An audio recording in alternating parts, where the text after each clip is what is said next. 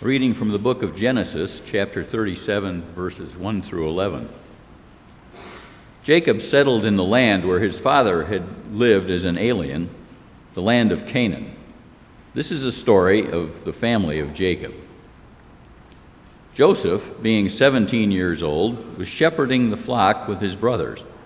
He was a helper to the sons of Bilhah and Zilpah, his father's wives. And Joseph brought a bad report of them to their father. Now Israel loved Joseph more than any other of his children, because he was a son of his old age, and he had made him a long coat with sleeves. But when his brothers saw that their father loved him more than all his brothers, they hated him and could not speak peaceably to him. Once Joseph had a dream, and when he told it to his brothers, they hated him even more. He said to them, "Listen to this dream I dreamed. There we were binding sheaves in the field. Suddenly my sheaf stood upright, and then your sheaves gathered around it and bowed down to my sheaf." His brothers said to him, "Are you indeed to reign over us? Are you indeed to have dominion over us?" So they hated him even more because of his dreams and his words. He had another dream, and he told it to his brothers, saying, "Look, I've had another dream. The sun, the moon, and 11 stars were bowing down to me." But when he told it to his father and to his brothers, his father rebuked him and said to him, "What kind of dream is that you have had? Shall we indeed come, I, your mother, and your brothers, and bow down to the ground before you?" So his brothers were jealous of him, but his father kept the matter in mind.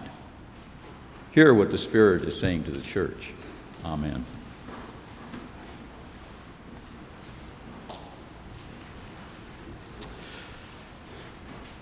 When my mother told my sisters, then ages 6 and 7, that she was pregnant with a third child, they responded with a terse, "If it's a boy, send it back." As if to drive their point home, my sisters would make a weekly habit of dressing me up in a tutu, a coconut bra, and a wig, and having me run down the block. Being the youngest, especially by a large margin, and the only son, has certainly set me apart from my sisters. They were only 1 year apart in school and thus grew up together as close friends. Well, I was never really able to connect to them. There has just always been this disconnect. Now, this is not to say that I am Joseph.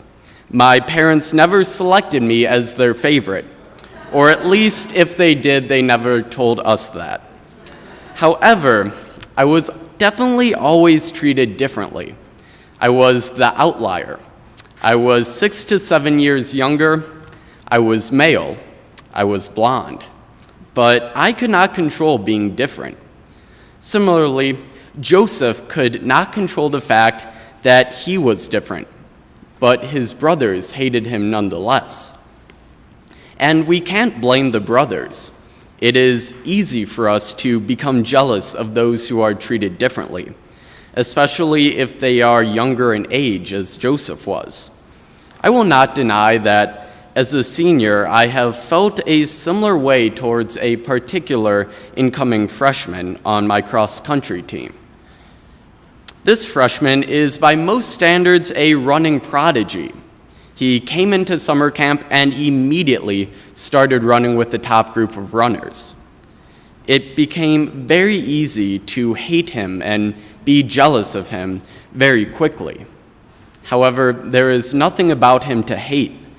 He is soft-spoken rather than boastful. He is polite rather than rude. He works hard rather than relying on natural talent. While we had reasons to be jealous, we had no reason to be hateful. Now, Joseph was given the gift of dreams by God, which set him apart from his brothers and led him to becoming the great leader that he was. But in this text, we can also see that Joseph is still a very human character. He is prideful when he tells his father, "Behold, I have dreamed another dream, and behold, the sun, the moon, and 11 stars were bowing down to me. To which his father is noticeably offended. Joseph had his gifts and his flaws, so we should not be jealous of his gifts, and we shouldn't dwell solely on his flaws. This idea of individuals each having their different gifts and weak areas became an integral part of this internship less than half an hour into the job, as we interns were shuffled into a classroom where we sat in miniature chairs meant for elementary students in order to take a personality test on the computers. Now, this was no ordinary personality test. It was a magical, nay, a holy personality test. It was a 100-question spiritual gifts test. Usually I tend to be a bit skeptical about these sorts of tests. However, mine came out fairly accurate. I scored highly in justice, wisdom, and knowledge, and lowly in evangelism, prayer, and faith, which reflects my belief in a socially conscious church, my intellectually focused mind, and my very real struggles with my personal faith. These strengths and weaknesses taught me not only about myself, but also about how I view others, because all of us interns had very different scores in very different areas, but we all wanted to serve God.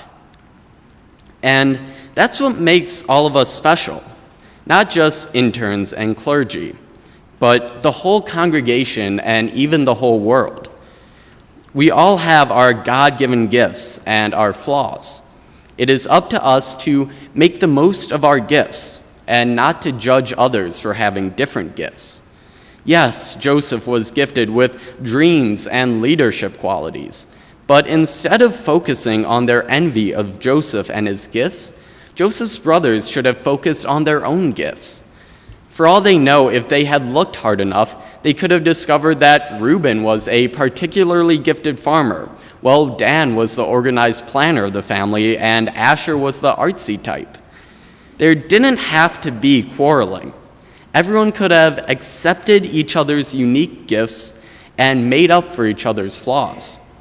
This idea of the variety of gifts that God bestows upon us is no more apparent than at work camp. Work camp, for those of you that don't know, is this church's senior high mission trip. And if there's one thing that I learned at work camp this year, it's to accept that people have different gifts.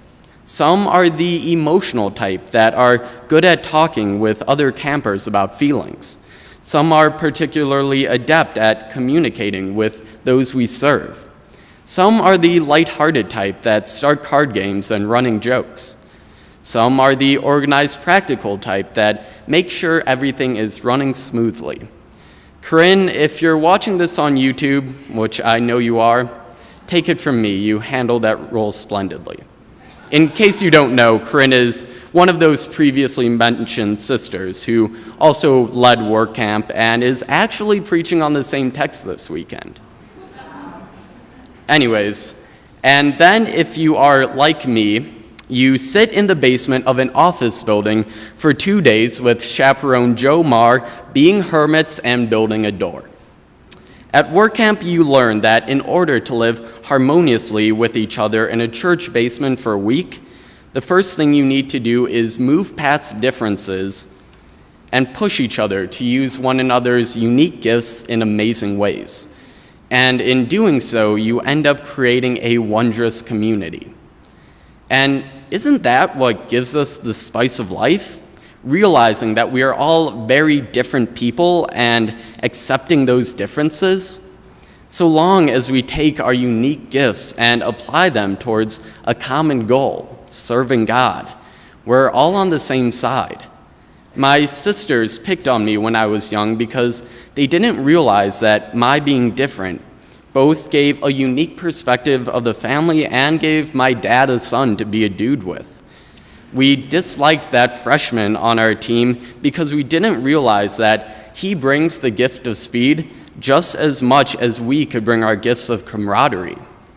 As interns, we learned about each other and came to appreciate our diverse gifts that we had only discovered weeks ago. At work camp, we survived as a community because of the variety of our gifts. And if Joseph's brothers had come to realize the importance of differences in gifts, maybe the family of Jacob would have been a little less dysfunctional and a little bit happier. Amen.